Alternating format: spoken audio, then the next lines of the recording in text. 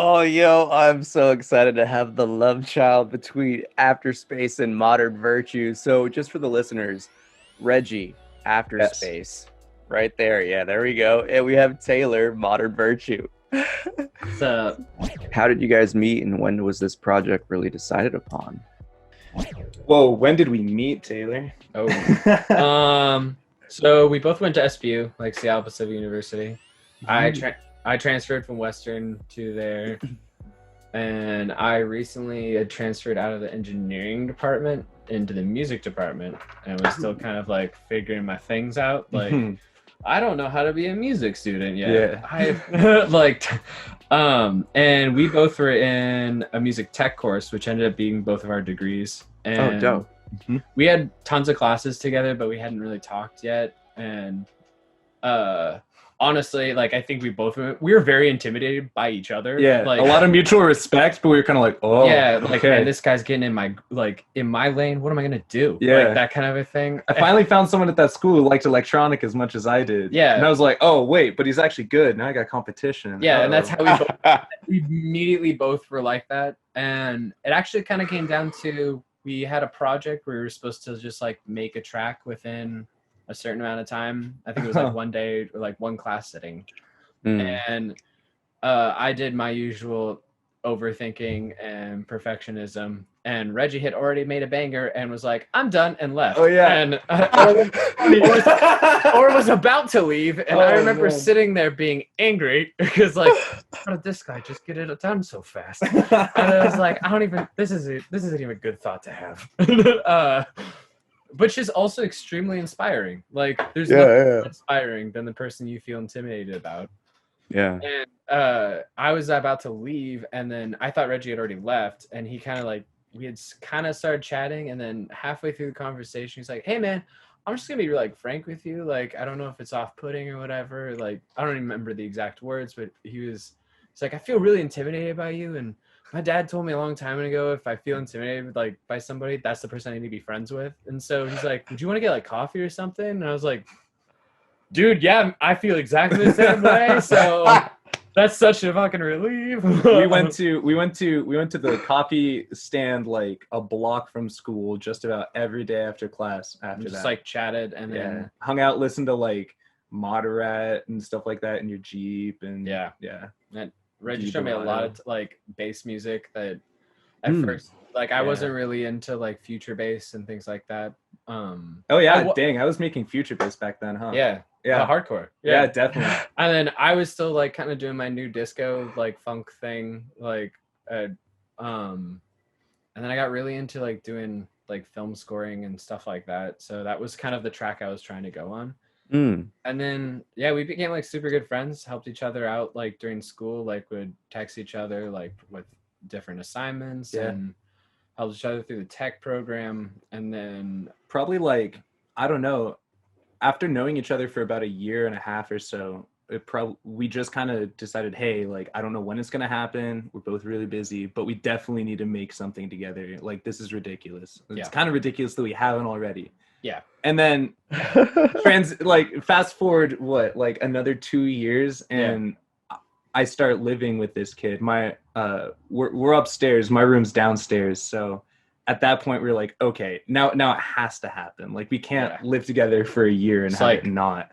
We had a joke. It was Rango Tango. Oh yeah, that's funny. Like, because we jammed a few times, and it felt very natural, like that, like kind of cohesive jamming where you really feel like on the same level with somebody. Yeah. Which is really great. And is kind of rare sometimes, those magic moments of like when you like really connect musically, especially for us, or at least for me, at least with electronic music. Like, I did not really feel much of like a community around it where I was, and so we kind of bonded over that connection and those influences, which is cool. So it felt cool to have that chemistry already kind of built in. And we started jamming. And we made like, I don't know, 3-4 like tracks. And just little ideas, hard quotes. And none of those really came to fruition. And then literally we were like, I think we were aiming to make the project something, and then the 30th is we just like, Yeah. oh, let's. I think even Reggie was like, hey, do you just want to like do a session today? And I was like, yeah, man, let's do it. And then we went to Guitar Center and bought all the percussion that's in that song, like the claves, the shakers, everything. Yeah. Dope. There's like these shell pods and Yeah. these seed pods. And we Yeah, were borrowing cool our stuff. friend's Juno. Shout out to Joe August Kaufman for letting us use the Juno. And yeah, so we had our friend's Juno, and we just Actually, kind of, originally so Gamma Ray was like all Juno. Like everything on that at first was Juno 106. Yeah. But obviously he came back from vacation, so we had to give that synth back. He let us have it for a month. So. Hey, he let us borrow it for a long time. We used a lot of it. But as we started to get like our own synths, like Taylor got his grandmother and his mother 32, and I got like my son 37. We just kind of started replacing each synth, and yeah. Which honestly is like, this is one of those few projects where I usually don't think equipment defines a project at all. Like I think good musicians, you can have a piece of crap guitar from Target and make something amazing. I'm such an advocate that you can use soft synths or plugins for anything. Like, which is you can, but there is a different feeling when you start using analog synthesizers. And actually, over this project, when we started, we both did not own one. Yeah, and then when we as we kept progressing, we kind of just slowly got synths and started buying the things like, and then we did trades and got all, and like literally at this point I don't know what else I would want. Which is kind of I had that moment of like, I am very blessed right now and know what I have, which is great. But yeah, the like just having Moog synthesizers, something that we had both dreamed about having, was so inspiring. It was incredibly inspiring. God. Like the bass wobbles and the lead synth in the second half of Mirrors literally was with it was the night I bought the grandmother and just played around with the song. Okay. I was like, I had no intention. So funny. Yeah, I had no intention. I was upset that he was working on that track. Talk about one of those times where we were having like creative differences. I was at this point where I was like, nope, we're done. Like, we need to stop adding. It's too much, too many ideas. We're getting too maximal. And like, the backstory is Mirrors started as an Afterspace track like year and a half ago, and it went through like 2 different songwriters that I had trying to get a vocal on it, and nothing really landed, and it just kind of like stalled out on my hard drive for a minute. And then as we were working on stuff, it just really kind of fit the sound we were already going for, but it just didn't. It just wasn't there yet. And so that not just those 2 things, but those 2 things specifically, the bass wobbles and that little ascending line in the second verse of Mirrors, like the ascending synth line, those 2 things were like little details. After I had told Taylor, no more, we're done, we're shipping it, he added the 2 things that I feel like make the whole song like exactly what it needs to be. He literally came up to my room and goes, "What are you doing?" I was like, "Dude, no. Oh no. It's done. I was we were like, done. I'm telling no you, more. If you just give me the night, I could do it." And then, I was so scared. Yeah, which is fair. Yeah, because originally, it was an Afterspace song, and I was like, "Are you sure you want to like do that?" I was like, "I don't know, man. I feel like Ghost Gun should just like, when we make it together." Because honestly, talk about ego shed. I didn't want to be on a song that I didn't feel like I contributed enough. Like I didn't do my part, you know. And like I did all the vocal stuff, so I felt like I had done a contribution. Yeah, but it wasn't not to you. Yeah, exactly. Which is that kind of.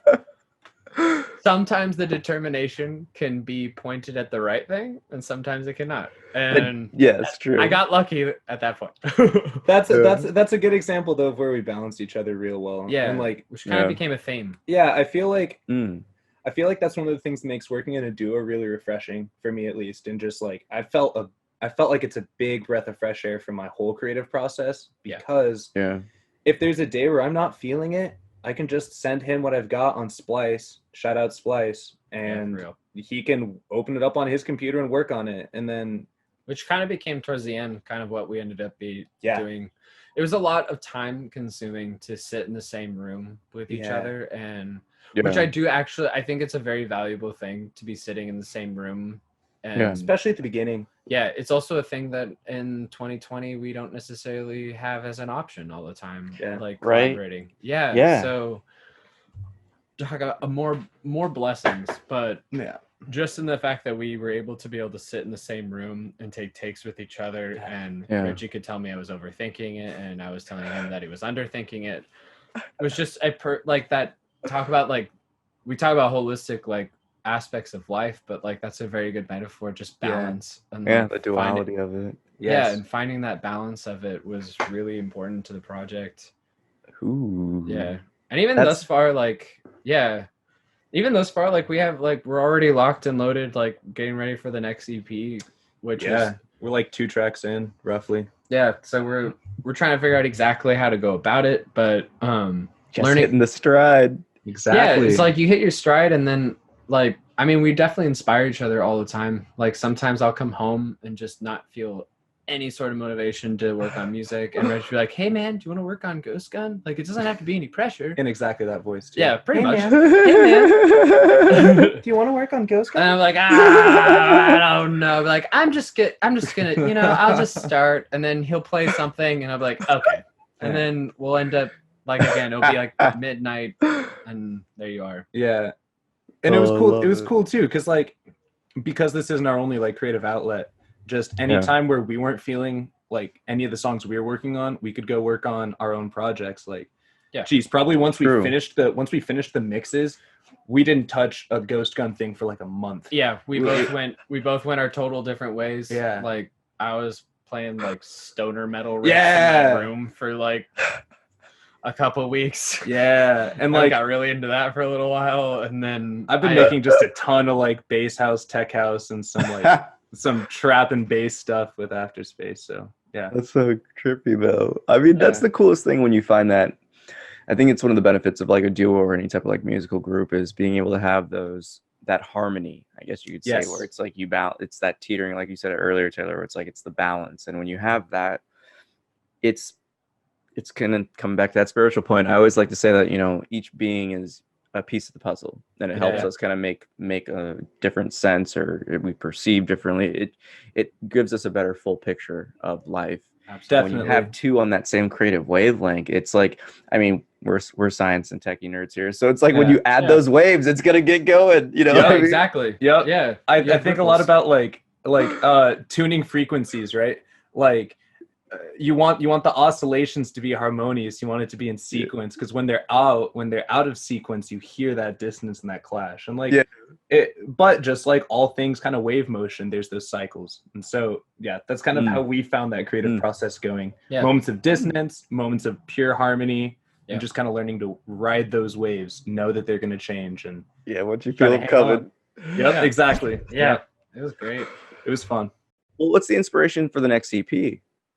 Like, where do you guys go from Ghost Gun's like debut one? That was Man, Yeah. I feel like we're leaning into a little bit harder of a sound. Sure. We're kind of coming back with some attitude. It feels like we've kind of landed in the like genre exploration that we've done, where the second EP has a little bit more of a honed sound, a little bit more focused, but I still feel like we're always going to be pushing boundaries in some ways. Yeah. So we're bringing in maybe a little more like Mala vibes, a little more dirty Bass kind of house kind of a some vibe. G house in there. Much more aggressive than necessarily like contemplative. Yes. Like this EP felt very like as like a personal coming to like personal identification. And, Yeah. like, kind of that process of like what it takes to like define a project. Definitely. Like in the same thing as you would personally, trying to find like who you are and your Yeah. identity, and again with that whole like balance and shedding of ego to approach something and to have embetterment. And with this EP I didn't want to get like super political, but this EP is much more political, and This next one. has kind of like more of our distaste for the things that have happened, like politically and Yeah. the civil unrest that's kind of going on. I mean, I guess could we give away the title? Yeah, totally. The title's shoot first, questions later. So it has a little bit of A little bit more bite. yeah, little a bit lot more more of a bite to it, definitely. The songs little bit. themselves are very much like already a little bit darker Yeah. and a little bit heavier, which is honestly not necessarily the direction we thought we would go. But yeah, it didn't feel right to go lighter though after this summer. It felt like we got the emotional kind of transformative self-fulfillment aspect of our artistry out with that identity marker with the Eponymous EP, and then with this next one is we have a little bit more to say, we have a little bit more that we need to express, and this one's definitely going to be a soundtrack for Revolution, definitely. Ooh, I like how you put that. Well, I think that's the coolest thing is that, you know, whenever you have that transformation, it's always that new perception. And I feel like that's kind of like, it's, you know, you ate and now it's the digestion, and then here we go with the action. Like exactly. It kind of felt like as you said, the EP was more of like an appetizer. And this feels more of like our statement, like what we were wanting to make originally, but may not have been quite ready to like make that commitment as like your first EP. Yeah. Like I'm coming out here swinging immediately. Yeah. And that didn't feel right. I think we even had the idea for the EP maybe even before we started this one. But like this wasn't really the EP to do first. And some of the tracks, like some of the tracks was like a Modern Virtue track that I revived, and like it just didn't feel right for that project. But it definitely had Ghost Gun vibes everywhere. Yeah. So I just kind of dwindled it down, and then I'm at a point where I talk about collaboration. I owe Reggie right now a project file. So I'm a little behind too. But we're both kind of like at a point, but we also like, it's that post EP thing where you're kind of like still pushing and on that same momentum. But it's nice to be an artist, being a duo where you're not second guessing yourself because you need someone else to tell you to be like, hey, I don't know, man, like why don't we try this? Like, no, that's a great idea. Like, let's just not do it now. Let's save it for later. Or it's nice having someone there to like be able to edit. But the next EP is a much more heavy on the collaborative aspect instead of just the one track. We're hoping to do each track is going to have all three tracks in the EP will have a feature, which is another thing that's a little out of our comfort zone, but I think will actually really bring this EP to where it needs to be. Well, if it came in, it's gonna be anything like Mirrors in that sense of where, you know, you're bringing dynamite with extra fuel. Exactly. It's gonna slap. Like exactly. And the talent that the people we are hoping and like working with are some serious powerhouses. So I'm excited. I'm excited for what it's gonna bring. Well, I'm curious. Well, in terms of the, I guess you would say like the EP that released, what inspired the visuals for like the Ghost Gun stuff? Like in terms of like the one with the tracks, like just like the imagery or just like the photos of you guys, like So first of all, I want to shout out my friend Levi Pack, who did all the design. He's a designer with Bungie currently, and I've known him since freshman year of college, and we invited Levi on like right from the start. He does my graphic design for Afterspace, and so immediately we were just like, all right, man, like we have this idea. We pitched him kind of the Ghost Gun lore, if you will, and kind of where we were going as a project, and then he's all about kind of character creation and like really diving in deep and making a world out of the creative kind of ideas that we brought. So honestly, between Taylor and I, we kind of just collected a bunch of stuff on Pinterest, sent him the artistic vibes we were kind of already feeling. Levi took it and ran with it. So the album art, he did the album art. He did the Ghost Gun, both logos, the small GG logo mark. Dude, I love them. They're so good. Everything. Well, it fits with the mirror. Like when I saw it, I was just like, oh my god, that's perfect. And then before the song was even titled. Yeah, no, exactly. It was before the song even came with the title Mirrors. He had that nailed. Perfect. And then Yeah. He's Naomi, truly an honorary third member of this band. Oh, 100%. definitely. Oh, wow. I mean, I truly feel like Ghost Gun's like an audio-visual experience, and that's definitely kind of the direction we're gonna head eventually. But And a lot yeah. of his like conversations with Levi very, very much inspired like how we went about finishing the EP. Oh, yeah. Like, we That's dope. yeah, the album art itself, he got inspiration from looking at topographical maps and like kind of looking at how tides would tide charts. and things like that, and that was kind of the development. And then That's so sick. Yeah, That's why I love these conversations, because you Yeah, get so right? much more levels to it. Like I like to think that I can pick up on a lot when I really like observe something. Totally. Because my own creative talents and things, but like when you hear the backstory like that, you're like, oh my gosh, I need to listen to it all again and do it all again. Like, yeah, absolutely. And then also Naomi, Amber, Dawn did all the photos and the editing for a lot of those, like the edits with our faces out and the edits with like the flowers behind them. dude, all I of those love that concept. Yeah, It's so good. The faceless face, because it's just that. Because for me, it's like the spiritual level of like the emptiness within, the eternal vastness. I'm like, yo, let's get it. Like, Exactly. Feeling of imposter syndrome. Yeah, totally. There's a lot. And originally we wanted this band to be entirely anonymous, which was like, it's very hard to pull that off. It's impossible. It's so hard to be anonymous. We did a lot of research trying to figure out how we could pull it off, and then we were like, how do you start a group with literally from the ground up? Yeah, you gotta pop first. Yeah, and while you're anonymous or something. Yeah, we just couldn't figure it out, and we were like, okay, well, that's going to be a theatrical aspect of the live performance, which is something not necessarily like a Daft Punk or a Deadmau5 type of a thing, but people know who they are, but they have like a persona that they put their on. stage presence and all. Yeah, that. exactly. And which is like the live video, I think, will help like really establish more of this project in terms of like what we actually are trying to have as an experience. Which is a whole other. Oh, no worries. I'm just excited. I'm just. Which is awesome, just having your excitement. Yeah, definitely.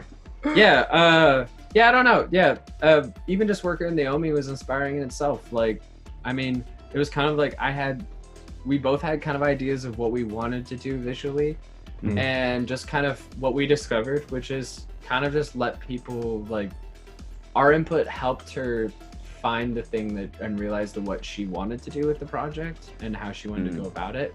But honestly, it was one of those things where the less we said, the better it went. Like, but she's also an extreme talent herself. That she she's just went really and damn made talented and did her thing. And every picture that came back, we're like, yeah. That I guess that's one of the cool things that, I mean, we've been learning throughout this whole process. I feel like we're repeating ourselves so much now, but like learning how to collaborate and the power of giving up control and collaboration and letting that collaborator really kind of fill the space that you've given them with their vision, with their expertise. Like, I'm no graphic designer. That's why we hired Levi. Like, I'm no photographer, editor. That's why we hired Naomi. So like, it wouldn't. I feel like we wouldn't have nearly as good of a project if we came in where we want this exact thing with these dimensions. And I guess by letting the artist kind of bring their power and bring their vision to it, we got something way better than we could have ever come up with. Which might be a something team game. Might be something we learned like as we were collaborating, because even just having two producers in the room, like as we said, like for them, that's kind of, even just having two computers is kind of crazy, where you're both working on stuff, which we refined to getting down to having just one computer, 1% instruments, and like being able to like, and then either one person like sits at the drum machine and makes something. And it was also cool, like just I'd play a bass line and then Reggie would edit it just slightly and then make it into like a little bit more of like a bouncier or whatever. How just the way he would edit things was like letting him breathe and him letting me breathe in our best forms in the project was huge. It's like what you said about each person having like what they bring, right? Like witness what they bring to this earth and what they bring like to the collective. And it's kind of like if we try to let our egos grow too much, it stifles the other person, right? And so you have to constantly be allowing your ego to get you out of your own head, but not so much that you start kind of stifling like the other person. We didn't have too much of that. Oh, issue. no, definitely It not. was more so like, I think in terms of that, it was more of like, I wanted to throw new ideas. And Reggie like, I don't know, man.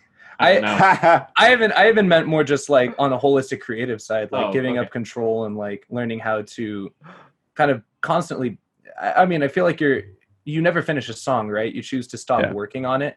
Yeah. And like learning how to give up on those grandiose ideas and focus on what's present, not give up on them, but like be decisive, I guess, about them. And yeah, just keep moving forward. Well, I mean, it comes back to that concept of just like we're really talking about like that harmony dualistic aspect of even just breathing, that breathing in, taking in, and then letting go. And it's like you can't hold on to each breath forever, you know what I mean? It's like with either extreme, there's a death. Yes. And I think that's the coolest thing about like, you know, even just hearing about like the inspirations for the projects and just how you guys have like really grown as like that duo and that team is you've found that harmonious state that so many people, it takes them a long time to really be able to like break their own shell, to like be humble enough, to be vulnerable enough, to be courageous enough to stand up for things. You know what I mean? So it's like, it's dope again that like the friendship built upon the creative friendship, built upon like the professionalism, built upon like I think you nailed it. I think if we weren't as good of friends as we are and like had a like understanding of each other as people and like what we needed as like a respect way or like just communication. I think communication's like a huge thing. Like Reggie and I just had a conversation not that long ago where it was like a big like great philosophical argument where we were talking about like what is the meaning of truth.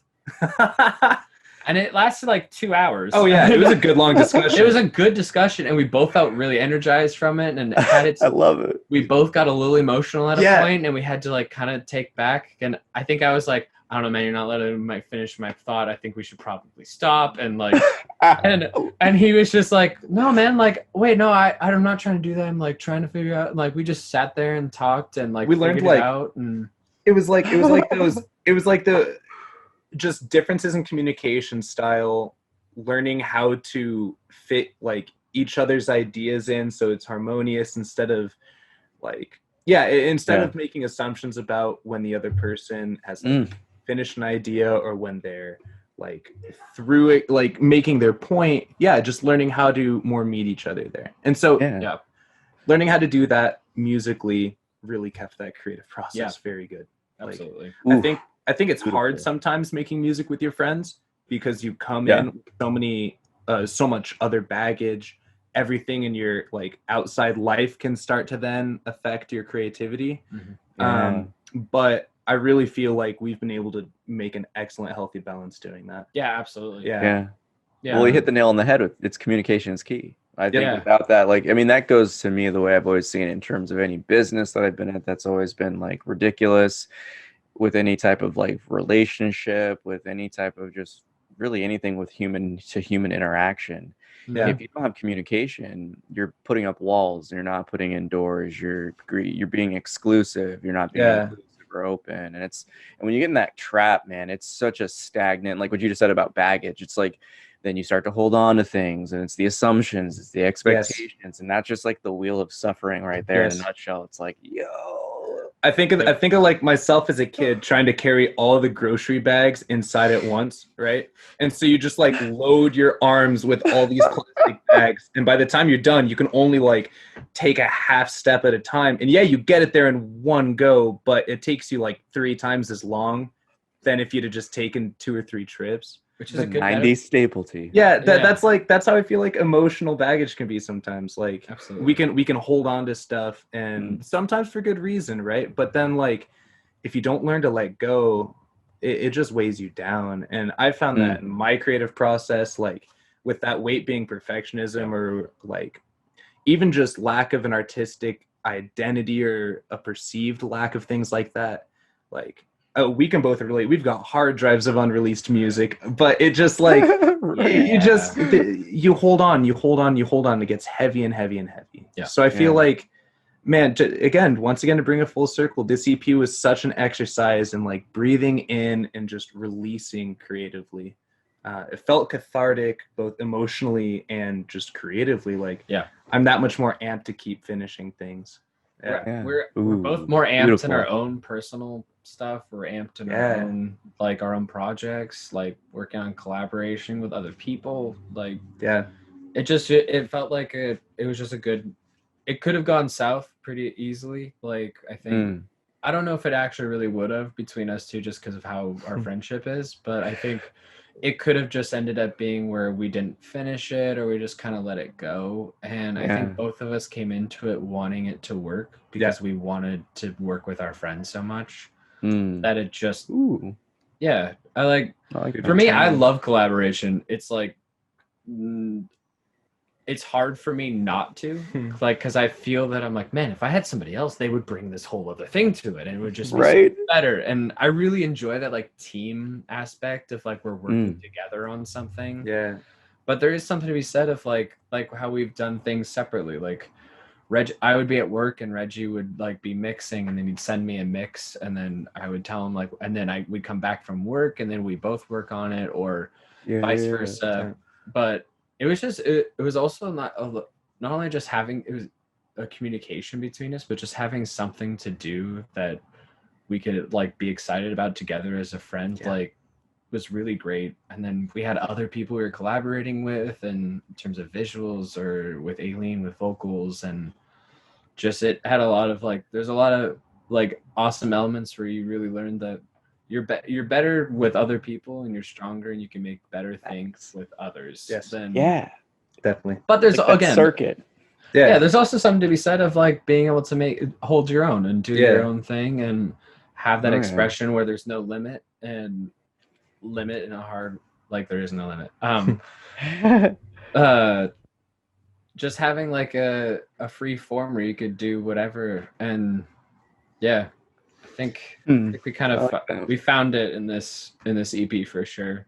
Yeah, well, I mean, you're only as strong as your weakest link, and I think that always comes down to put it where it's like if you're not holding your own weight, then it becomes that overpowering relationship. And I think I mean, you were saying it earlier, Reggie, where it comes with the respect, where it's like you have to have that. I mean, communication is like based upon respect of being able to perceive and understand and relate and kind of like do those types of inner workings to be like, how the hell are they seeing this right now?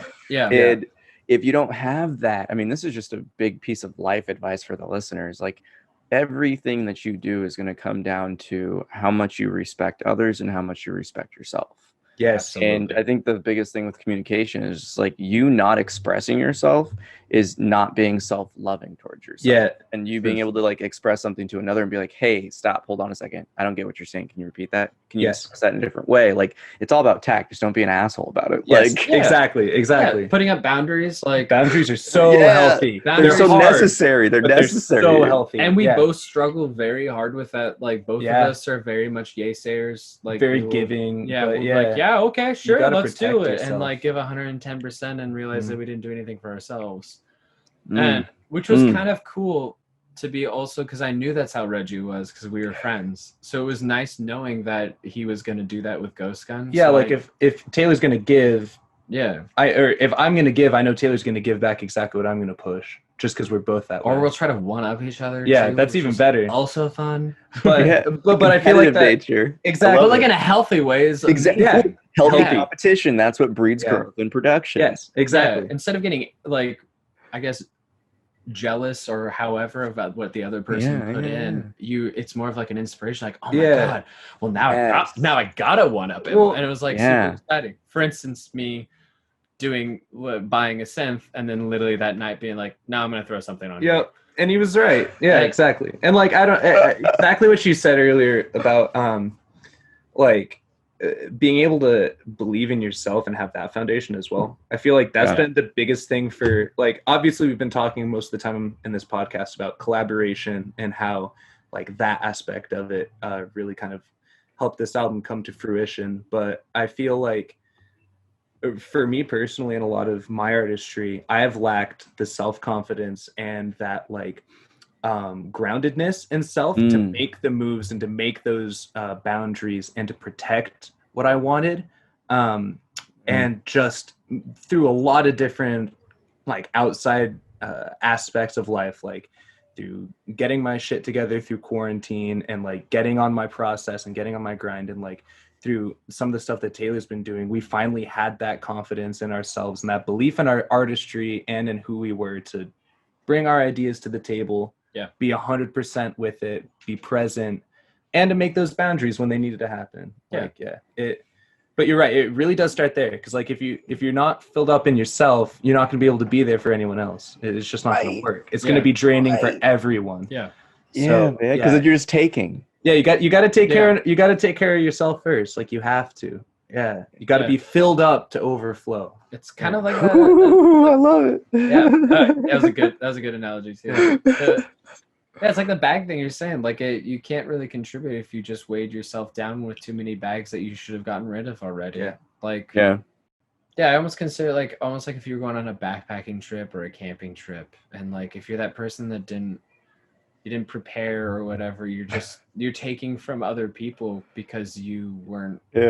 You didn't have it into yourself to make it, like, I guess this analogy is getting slightly lost, but just no, I get it. I'm with it. Us mountaineers got it.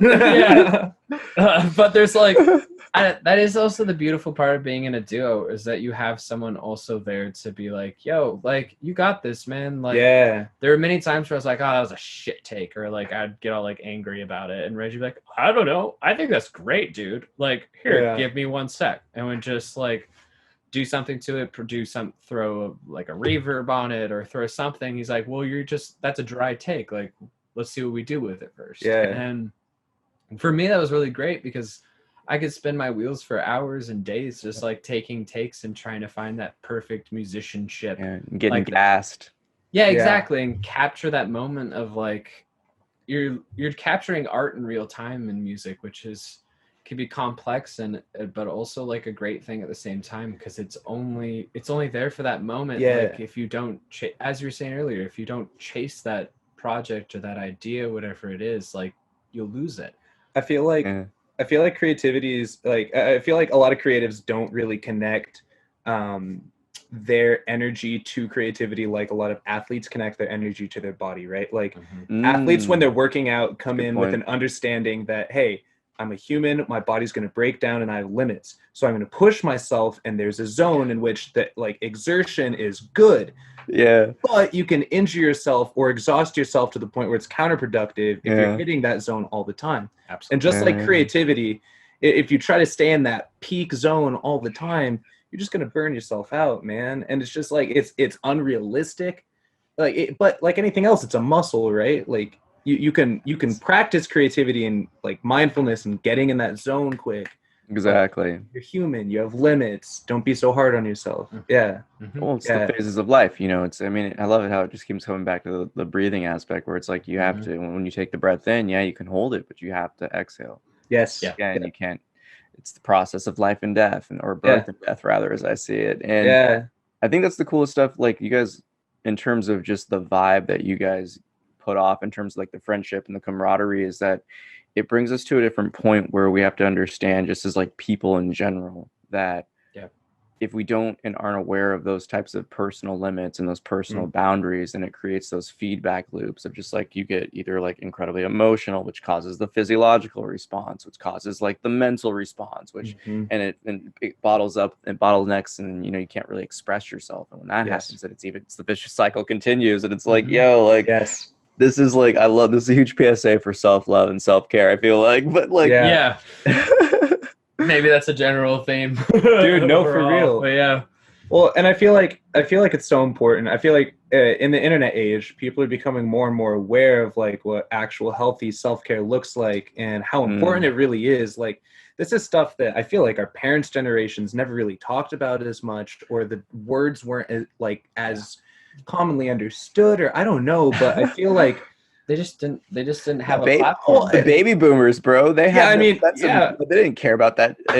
Exactly. Emotions, bottle that deep. Like, what have you done today? But like I feel like that woke up at 6 a.m. just so he could say that he did that. I've had songs where I've just we talk about demo syndrome between us two a lot, where just I had a certain intention of it going, and I put so much work into it that I sucked all the life out of it. Oh yeah, demo syndrome. Because I put even just that that's a buzz. It's a buzz phrase around this household. Oh my god.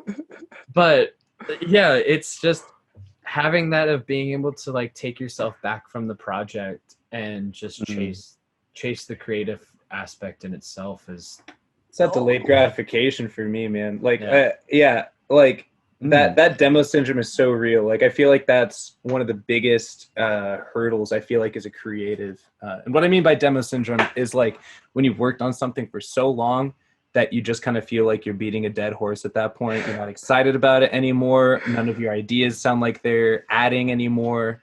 And the whole time it's probably sounding great, but you're just in your head about it. And like that is so much of like the battle I feel like as a producer. But you got to push through it over and over. Yeah. I had a whole EP that just completely fell apart. Yeah. And it was mostly because I just spent too much time on it, way too much time. And it didn't feel right anymore. And literally the sounds that were in it are now out. Like I was doing something that was very much in 2016. It was like a thing to do. And it's 2020 and that EP never came out. Because at a certain point, sounds change, evolve, and even what your own tastes are. Yeah, just like I've got so much dubstep and like bass music stuff on my laptop that I'm still not sure like whether I'm releasing because the trends change so fast and like but you got even just you got to cut them loose. Like you just got to cut those ideas loose and put them out and like I think what you were saying is like when you're at the stage that we're at now with this EP, we've given it up. It's not up to us anymore. Like what the Ghost Gun EP sounds like. We already did all our work now. That it doesn't belong to us anymore, right? No. It's in the hands of the listener. And like that well, it belongs to Spotify technically. Well, no, we own our own masters. But we do own our own masters. I know. I mean, I guess that's one of the cool, refreshing parts of the music making process that I'm not used to. That feels amazing to be at with this project is having it out, having it released, having people respond and feed back to it. And that I feel like is one of that missing, like some of that missing piece that fuels the creative process. Like, cause that is giving me more energy to create all sorts of new stuff. Just hearing what other people have taken from it. That's just the cycle as creatives, right? You get inspired by things and then you create. And so to be inspired by people's reactions to what you've already created, that's a really cool feeling. Yeah, that's unique. Yeah, that's been a new thing. Been pretty awesome. Yeah, I had a friend, Kodo, who makes awesome beats. You should check out Kodo if you're in need of beats. Talk about a dude who stays in flow state. Oh my God, guys making 6 to 8 beats a day. Not even kidding. Like high quality placement ready beats. But he was saying yesterday that he put Tides in his meditation playlist, which is like only 7 or 8 songs long. And that blew me away because Tides is definitely a meditation. Like that track was, definitely. It's a journey. Yes. Thanks, man. And so thank you. And really. So to hear that that's landing and then to get that validation, like, okay, we're on the right track. But then also just to realize like, man, creating is such a selfless thing, and to get any kind of gratitude back for that just feels so much better. Like that, oh my gosh, it fills me up. So yeah, I'm super thankful for that. Yeah, just hearing a friend say that he put it on a meditation as like not something he felt obligated to listen to because he was a friend of ours, but because he genuinely enjoyed the music. Yeah. Which is a battle as like a small time local musician. Like how often are your shows just filled with your friends who felt obligated to come on a Friday and probably battled with themselves? Like, do I have to go? Like, wait, are there drink tickets? Okay, then I'll go for an hour. Yeah, like even that, like any local small time musician would be like, just keep, I mean, there's like jokes on like Hard Times about how like just trying to get people to get to your show. Like, which is really funny. But just hearing that people like either listened or even just like the something I'm still blown away about. It's like we made this EP in a bedroom studio. Mixed it in a bedroom. Bedroom studio. Mixed it in a bedroom, no treatment, like no fancy studio, and someone somewhere across the globe could listen to it and feel something from it. Or shout out Ethiopia. We're getting a decent amount of plays in Ethiopia right now. That's which is cool. Yeah. Wait, what? Yeah. They're like awesome. Yeah. Awesome. Yeah, like the last song I put out was very popular in London. Like not even in my own city. It was more popular in a city that I haven't been to. I've always wanted to go to, and a place that's like notorious for being a music very capital good of the music world. scene. Like a hub and home. It's a hub. Electronic music. Yo. Yeah, and just to see that was being played, and I have no idea who the person was, like, or who they were, what their life was like, but just knowing that that's a possibility in 2020. Yeah. And that wasn't a possibility like when I started playing guitar is crazy. Like that's one of the coolest parts about this. Like it creates a competition. You can have the arguments of mediocrity, which I used to be there, like SoundCloud only brings out mediocrity. Like that's why all the rappers sound exactly the same. And it's totally not true. Like all I learned is that it's people picking up almost like a collective consciousness within creativity. People are picking up on a thing that's happening, and they're starting to make things. And like, how often do people make something, like, as you're saying, like the EP sounded similar to like older techno and like things like that. And we weren't even picking up on, like, I know that was like something that was in our head, but it wasn't something that we were. Oh man, I'm gonna channel 1998 Berlin techno with this track. No, right? Definitely that not. Nostalgic, and like it came from the heart, and I think that's when you can really tell someone's in the genuine flow when they're creating stuff, or like, throughout the process, is that it gives you all of those. I mean, that's again, it's like just creative expression. Like it evokes a response within you, and it's that beautiful thing where it just spreads, because then you're like, oh,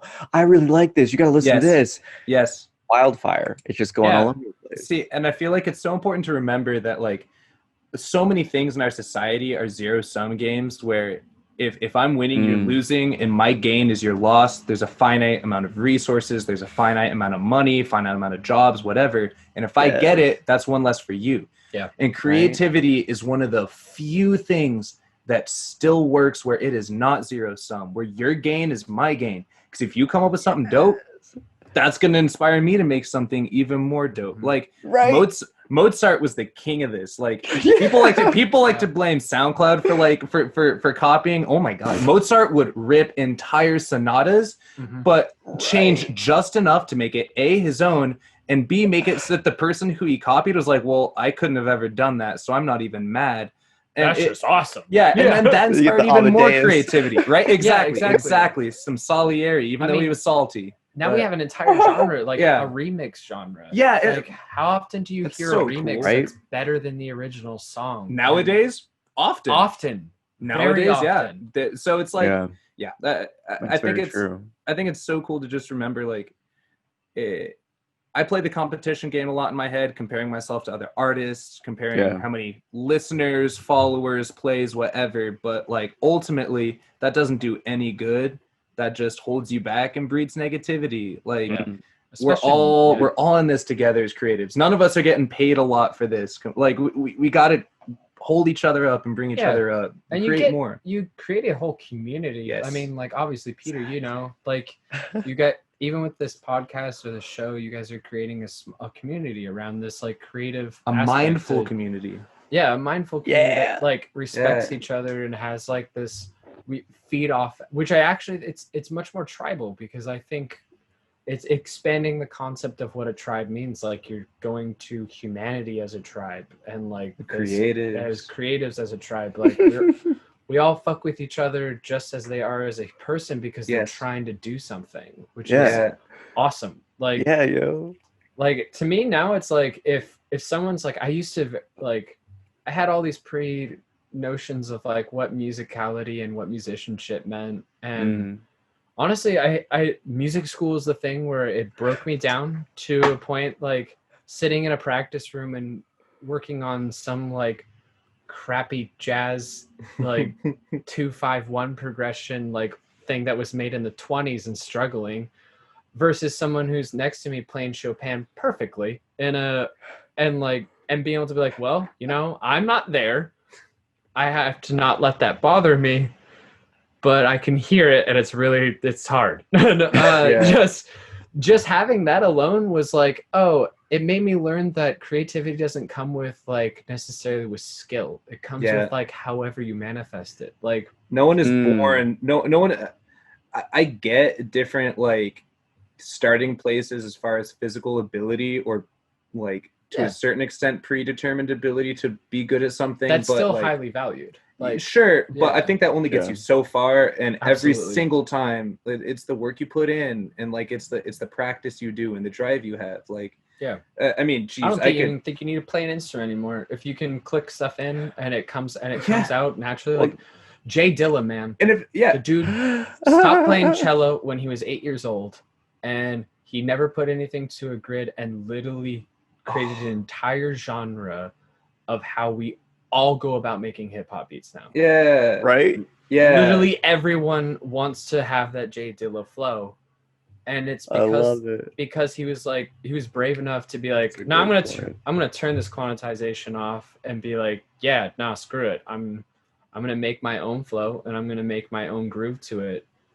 And like that's been such like the greats that we all look up to, like Billie Holiday, like was always behind the beat and created this whole style, and it's just because they that was what they could do, but what they didn't understand is that we were doing something different than everybody else. And just because they didn't have the traditional like musicianship, like I've been playing piano since I was 7 years old, like that has value, and like you could probably make something like very skilled and very impressive, but that doesn't mean people are gonna resound like have that resonance with it and feel it and have like what like take you somewhere, versus a kid who's like 16 years old who has no idea like what an A chord is and like has no idea how to spell it, but can make a thing that I could never make in a million years. Well, it's beautiful because it comes back to that point too, where it's the kind of the self-created traps, where it's like if you're using your own knowledge and skills as a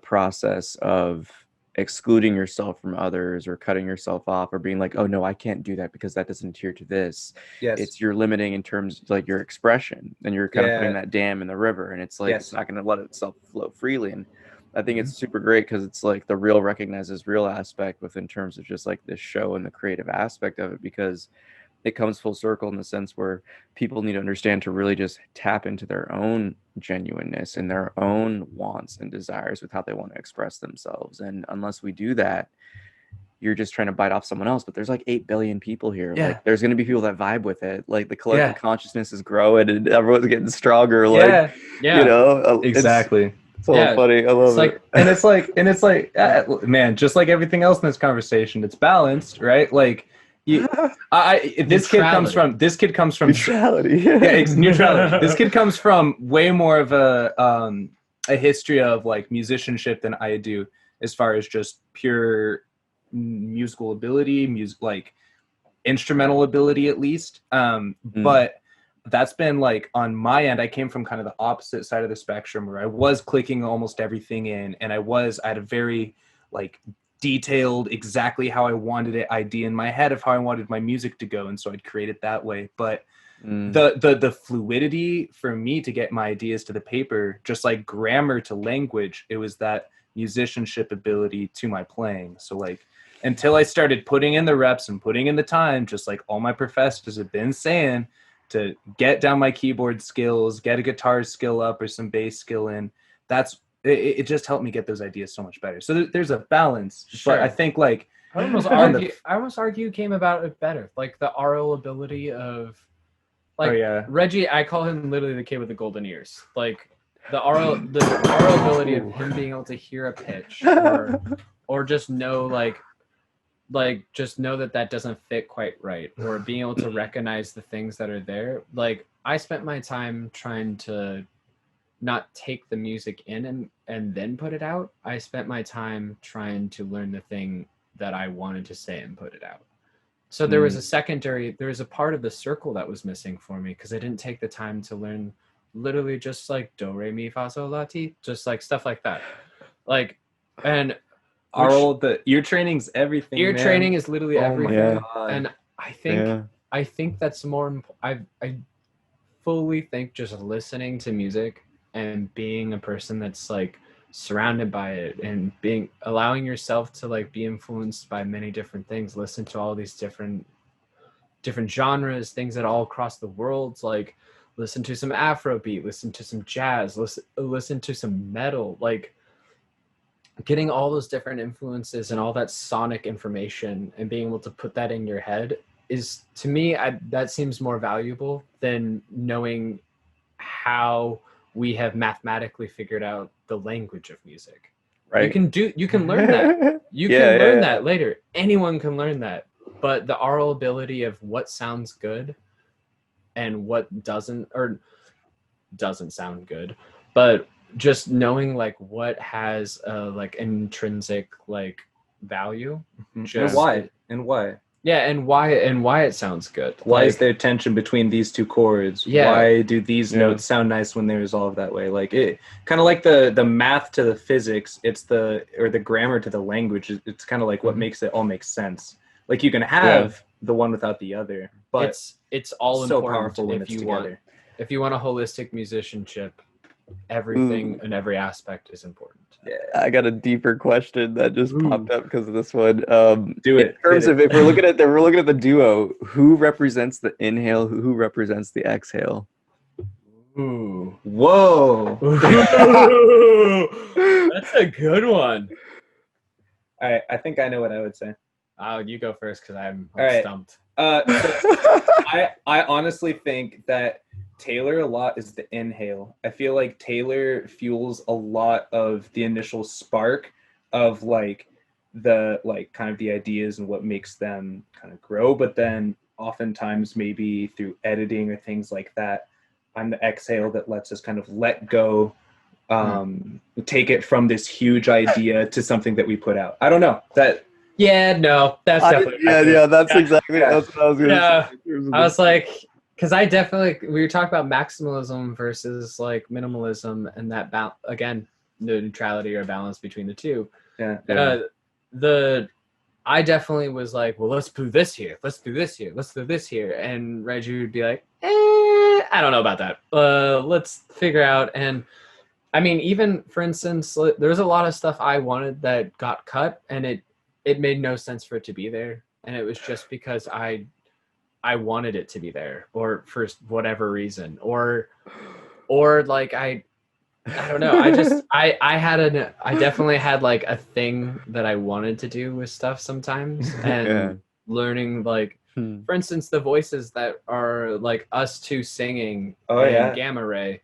Yeah. Dope. Yeah. I love it. That was a thing that like we weren't sure if we wanted to do, and I definitely kept pushing on it because I thought it was like there's a human element missing. Like and there was. There was. Yeah. And like but what I wanted to do with it was different than the editorialization that came from being in a duo, of me bringing this idea, Reggie being like, it doesn't need it. But I was like, but it could have it. And him like, but it doesn't need it. And then finding the refinement of what idea actually worked and needed to be there. Yeah. For the final mix was like that we found this like this neutrality or this balance between the two. It's that harmony, yo. Yes, yeah, it is. Yeah. And it's like I feel like being a DJ has almost hardened, just like Taylor was saying, going to music school has hardened his like flexibility with maybe music theory sometimes. Being a DJ has hardened my flexibility with like genre fusion or genre boundaries, because I know when I'm reaching for like, if I'm playing a tech house set, I'm not going to play a deep house song because it's just not going to fit. Or if I'm playing like a techno set, I'm not going to play, a house, vice versa. Like, or if I am, I'm going to have to work it in the right way. So I'm always thinking about, in the back of my head, like, well, would I put this in a set, or what would I play? What would I want to play before or after this song if I were a DJ? But then, well, that's important to keep in mind. I think a lot of times it can kind of hinder because I'm not willing to stretch. I'm not willing to, or I have too hard-nosed of an idea of what I want the product to look like. So it's that balance. Like you want to stay, you want to get played, but at the same time, like don't have those limits when creating, I guess. I mean, for us, we probably, if it were up to me, we probably wouldn't have even landed on a genre. So, which tends to be an issue. Hey, that's why it's a duo, though. Yeah. You know? That's so great.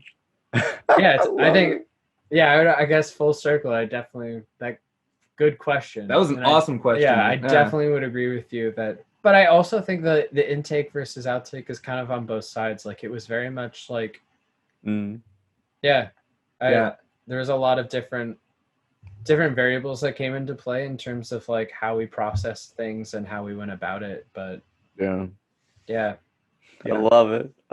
Good question. Yeah, that was an awesome question. I literally had to like stare off into the distance. Like I have no idea. It's gonna keep me up at night. Yeah, maybe. Am I the in or the out? I'll text you at like 3:30. How dare you, Peter? Gonna knock on my door in the morning. And, hey, man. So we gotta talk about this. Yeah. I'm more like a yawn. Oh man, don't get me started. Yep. Great.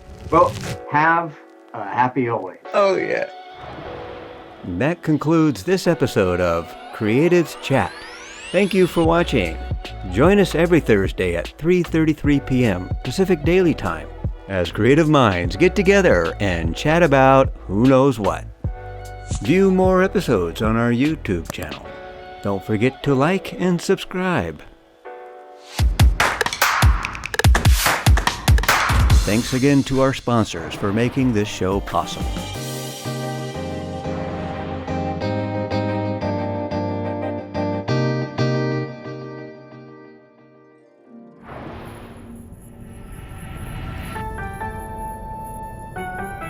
Thanks for joining us.